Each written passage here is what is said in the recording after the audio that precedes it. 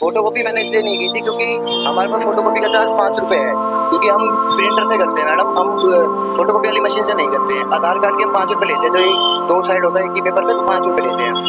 तो उन्होंने बोला कि 4 रुपए के लगते हैं। मैंने बोला भैया हमारे पास प्रिंटर है, तो हमारे पास उतने में नहीं हो पाता।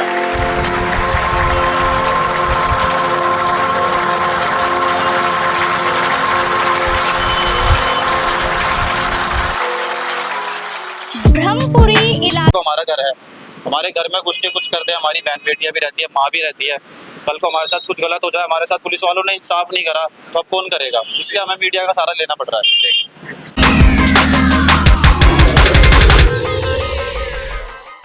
अभी मेरी मौजूदगी है दिल्ली के सागरपुर ब्रह्मपुरी में।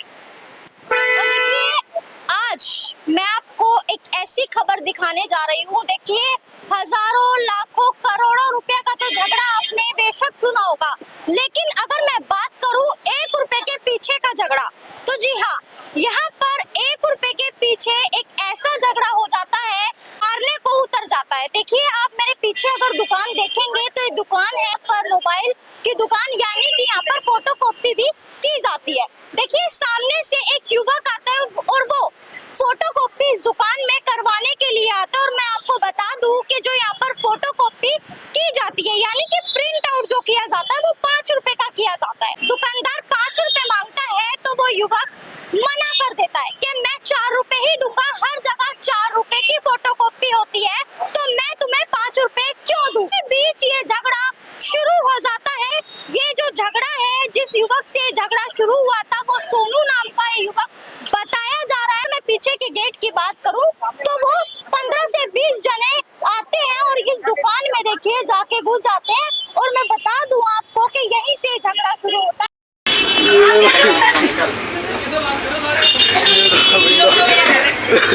नहीं भाई तुमने मारा गलत है, दुकान में तोड़ूंगा नहीं। कंप्लेंट कर रखी है, कोई बात नहीं भाई, सारे मेरे को याद है कौन कौन है। ये देखो दुआज करती इन्होंने, देखो ये सारे यार मत द्वार कुछ मत कर।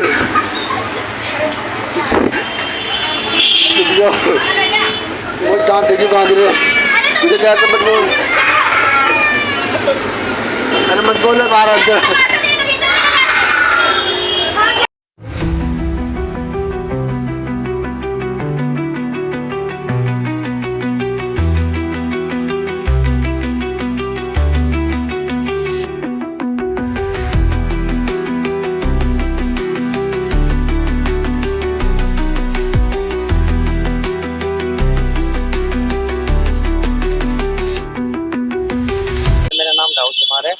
मैं यहाँ पे सागरपुर में रहता हूँ और ये सामने ब्रह्मपुरी में कुछ लोग थे, जिनमें से एक आके सुबह सुबह मेरे से बदतमीजी करता है और ज़बरदस्ती का एटीट्यूड दिखाता है कि मेरे को मेरी ये फ़ोटोकॉपी कर दे, अगर तूने नहीं करी तो हम यहाँ के डॉन हैं, बदमाश हैं, इस तरीके के दबाव करता है आके पहले।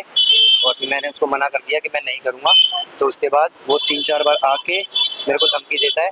धमकी देने के बाद शाम को, जब मैं शाम होती है तो शाम को वो एक बार फिर और आता है। वो एक दिन में ही 5 बार आता है कोई शख्स। फिर शाम को वो एक आदमी अपने साथ लेकर आता है, वो आके मेरे को गाली देता है सीधा कि बाहर आ। मैं ऑन कैमरे पे गाली नहीं बक सकता, पर मैं सच्चाई बताऊंगा तो अलग से बता सकता हूँ, ऑन कैमरे पे गाली नहीं दे सकता।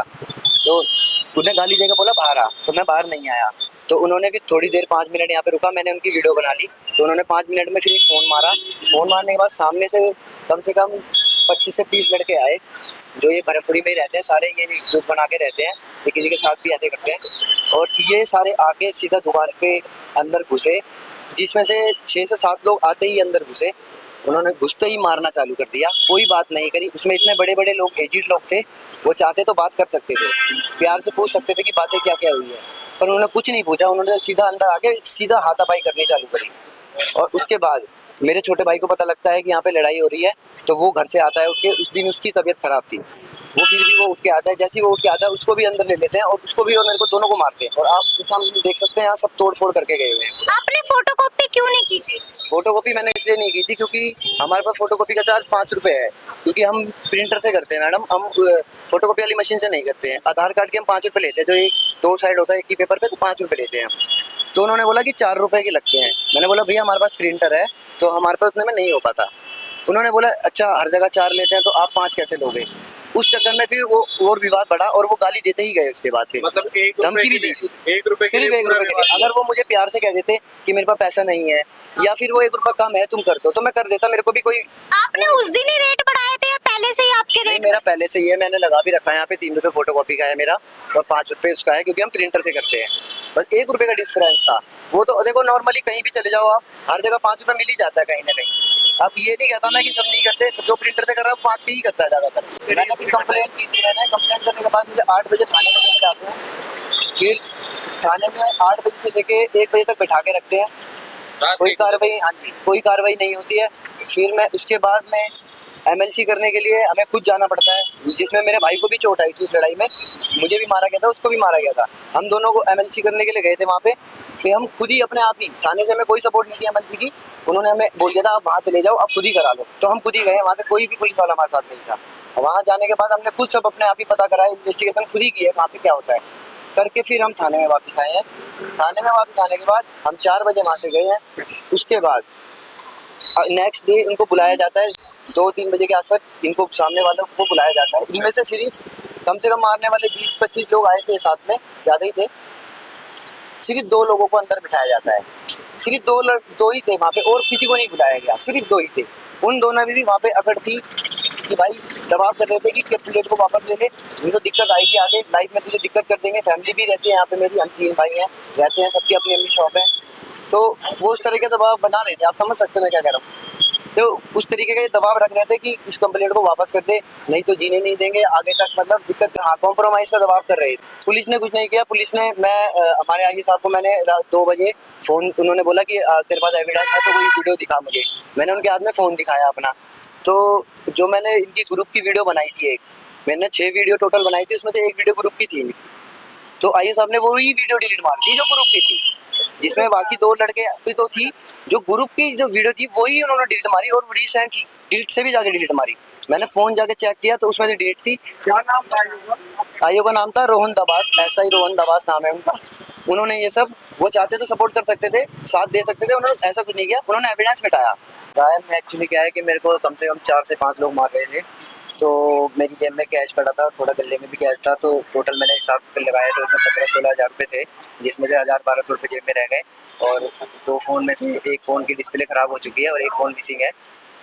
बाकी मैंने जब से दुकान नहीं खोली है ना, जब से ये मैं हुआ है, ये परसों शाम की घटना है, जब से लेकर अभी तक मैंने दुकान नहीं खोली। FIR की मुझे कोई फ़ोटो नहीं मिली है, कुछ नहीं मिला है, कोई मैसेज वगैरह? कोई मैसेज नहीं आया है। सिर्फ मेरे को एक बार आईजी साहब ने बोला कि मैंने FIR तुम्हारी, मेरी मम्मी ने बोला कि FIR तुम्हारी कट चुकी है, अब हम कुछ नहीं करेंगे, अब तुम जाओ, जो करना तुम्हें कर दो। तो आपको कोई रसीद वगैरह? हमें कोई रिसीविंग नहीं दी है, कोई रसीद नहीं दी है, ना कोई थाने से हमारे पास कोई फ़ोन आ रहा है। ठीक। लड़कियां भी बाहर जाती हैं, ये लोग तो है ही, इनका धंधा ही यही है, इससे लड़ाई करना उससे लड़ाई करना है।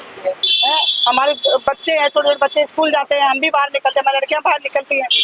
3 बच्चों की हमारी दुकान है, तो हमें तो डर है इनसे, बहुत डर। ये वालों, ये तो बात मैंने पुलिस वालों से भी बोला। पहले भी झगड़ा हुआ था आपके नहीं, पहले मैंने तो कभी देखा नहीं, इनके दुकान पे आते हुए बच्चों ने देखा, पर मैंने कभी नहीं देखा इनको। आज मेरा भांजा था, वो आया भागकर, उन्होंने बोला कि मामा यहाँ पर दुकान पे कोई लोग आए हैं, वो झगड़ा कर रहे हैं। मैं आया यहाँ पर, मैंने उनसे बोला भाई क्या बात है। उन्होंने बोला 2 मिनट रुक। इतने में सामने से कम 10-15-20 लोग थे, वो आए। मैंने उनसे पूछा, मैं इस साइड था उस टाइम पर, दुकान से बाहर था मैं।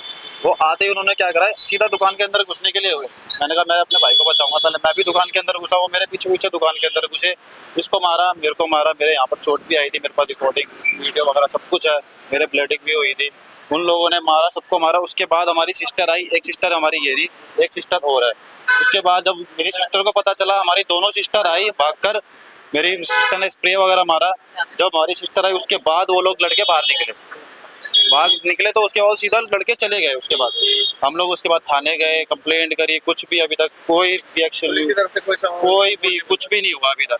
हम लोग कम से कम तो 2-3 बार थाने जा चुके हैं। उस दिन भी रात को कम से कम 3-4 घंटे उन्होंने बिठा के रखा। उन्होंने बोला MLC करवाएंगे, थोड़ी देर रुको, अभी PCR आएगी, आप PCR में बैठ के जाना। मैंने उनसे 2 बार पूछा भी जाके, सर कितनी देर में MLC होएगी हमारी। उन्होंने बोला अभी रुक जाओ, गाड़ी अभी बाहर गई हुई है, दोबारा आएगी फिर चले जाना आप।